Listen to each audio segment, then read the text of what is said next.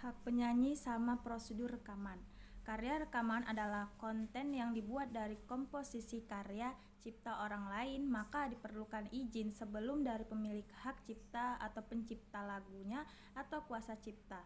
Karya rekaman ini juga memiliki unique registration number di seluruh dunia.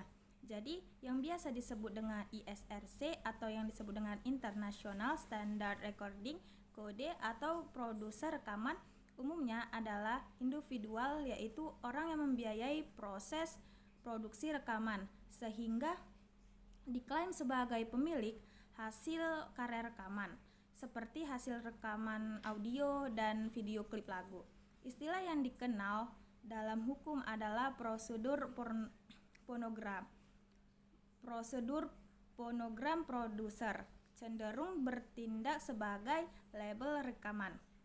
Meskipun secara hak terkait tetap melekat nama personal produser, rekaman memiliki perkumpulan asosiasi adalah salah satu ASPRINDO atau yang disebut dengan Asosia Produser Rekaman Indonesia.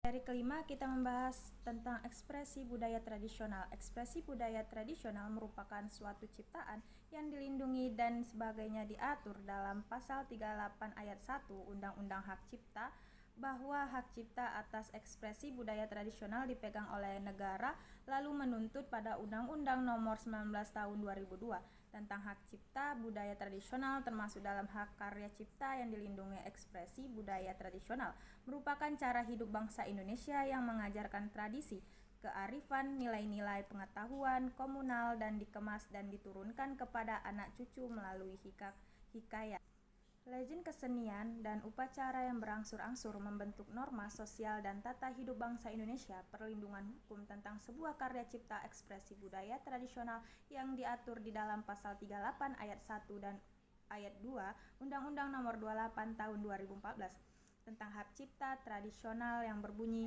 hak cipta atas ekspresi budaya tradisional dipegang oleh negara. Kedudukan pengetahuan tradisional masyarakat adat rentan untuk dieksploitasi oleh pihak lain. Subjek pengetahuan tradisional adalah pemegang hak pengetahuan tradisional. Dalam hal ini adalah masyarakat tradisional yang memelihara dan mengembangkan pengetahuan tradisional dan ekspresi budaya tradisional secara tradisional dan komunal. Pengetahuan tradisional sangat penting karena pengetahuan tradisional merupakan identitas dari masyarakat. Pemilik perlindungan terhadap pengetahuan tradisional penting karena merupakan sumber pengetahuan yang berhubung dengan kehidupan manusia yang dapat dikembangkan atau yang disebut dengan manusia yang dapat dikomersialkan. Materi yang ke-9, kita membahas tentang perlindungan merek internasional.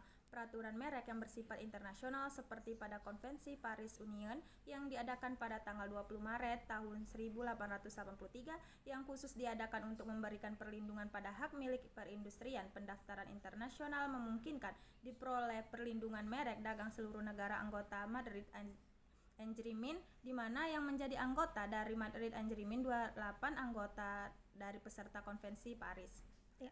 Perjanjian internasional yang lain yang juga menyangkut perlindungan merek adalah Traktat Pendaftaran Merek Dagang sampai 1973. Traktat ini telah dibuat selama konferensi WIPO di WINA pada tanggal 12 Juni tahun 1973.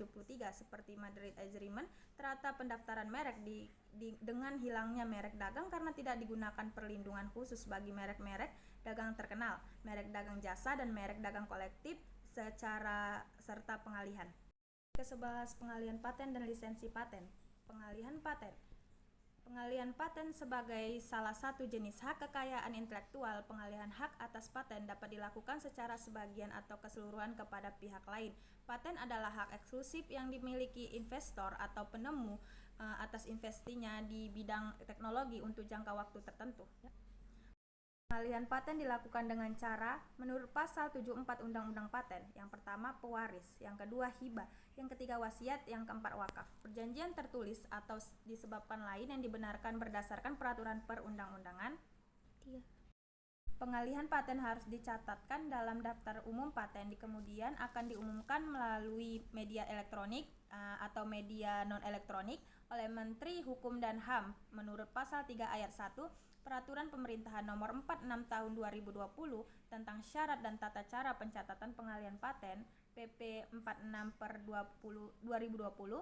Tentunya pengalihan paten ini hanya dapat dilakukan bagi paten yang telah diberikan oleh negara. Pasal 6 PP 46/2020. Varietas tanaman atau yang disebut dengan VPT merupakan pengetahuan hak kekayaan intelektual atau haki bagi para pemula. Tanaman dalam bentuk sui peneris sistem. Berdasarkan hak tersebut, pemegang hak VPT dapat menggunakan varietasi yang mendapatkan hak VPT atau melarang orang lain yang tanpa persetujuannya menggunakan varietas tersebut untuk kepentingan yang bersifat komersial. Manfaat VPT. Yang pertama, mendorong peningkatan riset atau penelitian di bidang pemuliaan tanaman. Yang kedua, mengurangi ketergantungan benih impor. Yang ketiga, meningkatkan keragaman benih varietas unggul sehingga petani mempunyai banyak pilihan. Varietas yang diberi atau tidak diberi VPT. Varietas yang dapat diberi VPT harus diberikan penanaman yang selanjutnya menjadi nama varietasi yang bersangkutan. VPT tidak diberikan untuk varietasi yang menggunakan bertentangan dengan peraturan perundang-undang yang berlaku, ketertiban umum, kesusilaan, norma-norma agama, kesehatan, dan kelestarian lingkungan hidup. Pemegang hak VPT. Sesuai dengan pasal 5 Undang-Undang VPT, pemegang hak VPT adalah pemulia atau orang atau badan hukum atau pihak lain yang menerima lebih lanjut hak VPT dari pemegang hak VPT sebelumnya. Jika atau suatu fantesa dihasilkan berdasarkan perjanjian kerja, maka pihak yang memberikan pekerjaan itu adalah pemegang hak VPT kecuali diperjanjikan lain antara kedua pihak dengan tidak mengurangi hak pemuliaan.